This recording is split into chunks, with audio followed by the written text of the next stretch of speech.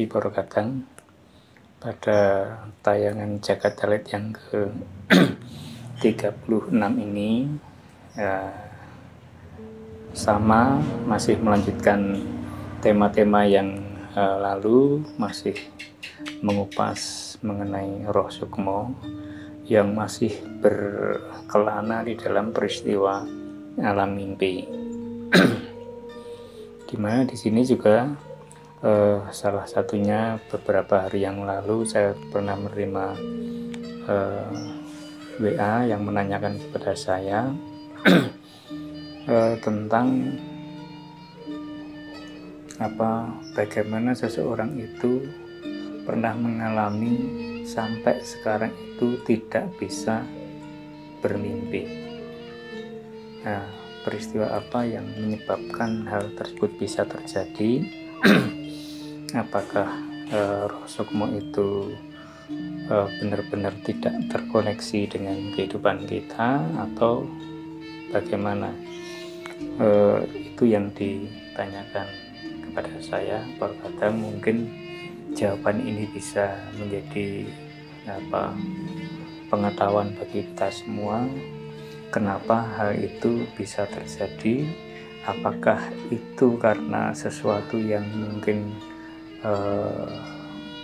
harus dibenahi di dalam diri kita, ataukah memang ini kersa dalam Gusti, di mana kita termasuk salah satu manusia yang diberikan kuasa untuk tidak bisa mengalami peristiwa mimpi, tetapi mendapatkan dawuh-dawuh tuntunan-tuntunan dalam hal yang berbeda. Berkatan.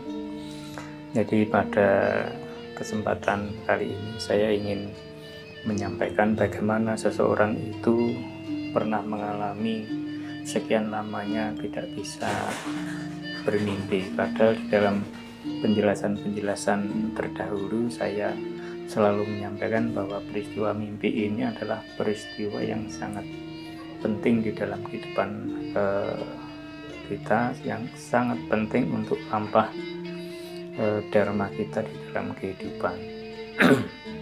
Nah, saat mimpi itu dimaknai bagian dari peristiwa kita menerima dawuh-dawuh atau tuntunan dari Roh Sukmo kepada diri kita. Nah, bagaimana kalau kita atau ada salah satu di antara kita itu yang sama sekali dari kecil itu tidak pernah mengalami mimpi?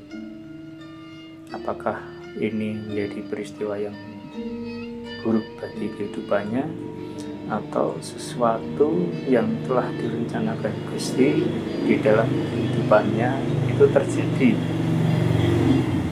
Nah, ini yang mencoba kita kupas. Berkata ada bermacam-macam sebab yang menjadikan kita ini tidak bisa mengalami mimpi yang kita harapkan.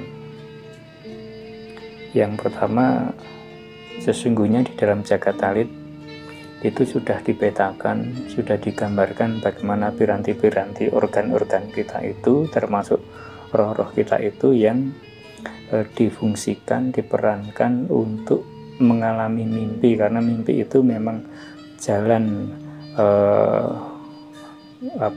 kita untuk mendapatkan atau mengerti tentang bahasa-bahasa roh, bahasa-bahasa simbol yang diberikan di dalam kehidupan kita. Nah, di dalam Jagat Dalit jelas itu salah satu jalan yang penting bagi kita untuk mengetahui kersa dalem Gusti, supaya kita bisa menjalankan dawuh-dawuh di dalam dharma kebaikan kita sehari-hari. Nah, bagaimana seseorang itu bisa mengalami non-sewu terus babar belas tidak bisa bermimpi? Ini pasti ada faktor penyebabnya. Yang pertama mungkin karena mengalami musibah. Jadi seseorang yang pernah mengalami mungkin kecelakaan, jadi ada kerusakan yang terjadi di dalam tubuhnya, di dalam organ-organ yang sangat penting, itu bisa menyebabkan seseorang itu mengalami gangguan di mana dia tidak bisa menjalankan proses yang sangat indah ini dalam peristiwa mimpi itu. Karena organ-organnya mungkin Purgadeng mungkin rusak. Tapi di balik peristiwa ini ada yang perlu kita maknai, di mana Gusti tidak pernah merencanakan kita untuk mengalami musibah, kecelakaan. Sehingga inilah yang harus kita perhatikan, yang harus kita ketahui, yang harus kita sadari, di mana kenapa kita bisa mengalami sebuah musibah, kenapa kita bisa mengalami sebuah kecelakaan. Tentu saja ini ada hubungannya dengan kehati-hatian kita. Kehati-hatian kita itu juga ada hubungannya dengan kesadaran kita. Sehingga kalau kita sudah tersadar di dalam kehidupan ini, tentu saja kita selalu ingat, dimanapun juga, kapanpun juga itu kita selalu mempunyai tugas dan kewajiban untuk menjaga, melindungi, dan merawat seutuhnya kehidupan kita itu, termasuk yang ada di dalam lahiriah kita maupun rohaniah kita. Maka apapun yang terjadi, kita hidup ini berjuang untuk melindunginya. Nah, jadi faktor kecelakaan, faktor musibah itu juga bisa menyebabkan seseorang itu bisa tidak mengalami peristiwa mimpi, karena ada organ-organ yang mungkin sudah tidak berfungsi secara baik. Tapi hal ini harus dipahami, harus disadari, dan kita semua yang mengalami harus memohon ampun kepada Gusti supaya diberikan jalan yang lain, supaya kita tetap tertuntun di dalam kehidupan ini. Lalu yang lainnya, kadang manusia itu seharian terlalu suntuk, terlalu capek di dalam berpikir, sehingga sewaktu seseorang itu tidur, mungkin yang terjadi lebih kepada peristiwa lahirnya saja, di mana tubuh fisik ini membutuhkan sebuah istirahat total, sehingga tidak ada aktivitas rohani, tidak ada aktivitas roh sukmo yang bisa kita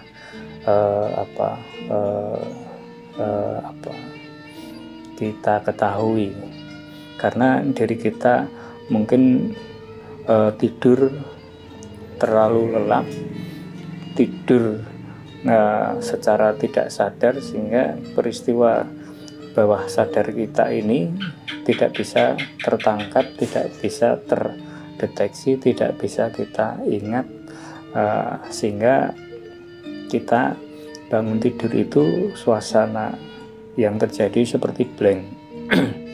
Padahal Roh Sukmo tetap menjalankan perannya di dalam hal mimpi, hanya kita tidak bisa menangkap, tidak bisa merasakan, dan tidak bisa mengalami apa yang dialami Roh Sukmo tersebut. Nah, ini saat kita tidak bisa membagi waktu di dalam kehidupan kita sehari-hari, sehingga kita lebih mengedepankan, lebih mementingkan berpikir, menguras seluruh energi kita untuk kepentingan realitas keduniawian. Ini juga akhirnya membuat istirahat kita itu blank. Itu yang mengakibatkan seluruh aktivitas istirahat kita itu tidak tersambung dengan alam mimpi. Tetapi terkadang walaupun seperti itu, walaupun panjenengan itu tidur nyenyak, walaupun panjenengan itu tidur sudah seperti yon sewu ora kelingan apa-apa, tetapi sesungguhnya Roh Sukmo itu tetap berada di dalam alam mimpi, hanya saja kita tidak bisa menangkap. karena roh sukmo itu salah satu peran dan kewajibannya adalah di peristiwa tersebut yang diberikan kepada kita. Nah, hal tersebut menggambarkan tentang bagaimana organ-organ kita itu yang rentan, organ-organ kita itu yang bisa mengalami gangguan yang mengakibatkan kita itu tidak bisa proses di dalam peristiwa kasih tersebut. Nah, begitu kadang orang itu juga menanyakan, karena saya yakin juga di antara panjenengan atau mungkin di tengah-tengah masyarakat panjenengan itu pernah mendengar cerita selain yang lainnya itu asik menceritakan tentang mimpi-mimpinya, ada salah satu yang merasa selama ini aku tidak pernah bisa bermimpi atau tidak pernah bermimpi. Nah, yaitu secara fisik, secara rohani itu bisa dipahami seperti tadi. Yang pertama, karena sebuah insiden, sebuah bencana, sebuah kecelakaan yang mengakibatkan organ kita itu rusak atau mengalami peristiwa yang tidak bisa difungsikan. Yang lainnya adalah karena pikiran kita itu terlalu suntuk, sehingga tidur kita itu tidur yang benar-benar hanya untuk membalas keletihan kita, kelelahan kita. Yang terjadi adalah peristiwa istirahatnya lahiriah, sedangkan tidak ada aktivitas rohani, tidak ada aktivitas roh sukmo di dalam mimpi itu yang ditangkap. Tapi sesungguhnya tetap ada mimpi, hanya tidak bisa terlihat. Nah, itu yang ada seperti itu Porkadang.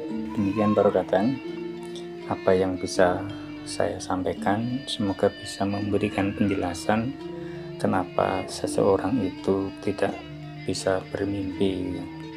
Karena yang jelas adanya gangguan, entah itu dari musibah, entah itu karena suatu hal, dan bisa juga yang terakhir tadi saya sampaikan karena mungkin ini bagian dari kersa dalem Gusti. Matur nuwun Porkadang yang sudah setia kersa miringaken mengikuti materi-materi Jakatalit. Semoga penjelasan ini bisa memberikan pengetahuan rohani kita, dan kita akan mengupas hal-hal yang lain juga yang sangat-sangat penting di dalam kehidupan diri kita. Matur nuwun, rahayu.